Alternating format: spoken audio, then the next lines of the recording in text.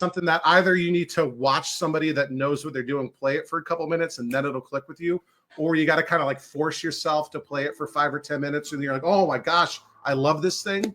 There's so many different games that were like that. Bubbles is another great example of that, where the premise of that game is you are like a scrubbing bubble in a sink, and there's like crumbs and ants or whatever, and like what you can absorb and what you can't absorb and what can kill you and what can't kill you. Like, and the instructions, a little, 5 lines of instructions aren't enough to tell you. So some games need a little bit more, you got to really sink your teeth into them to understand.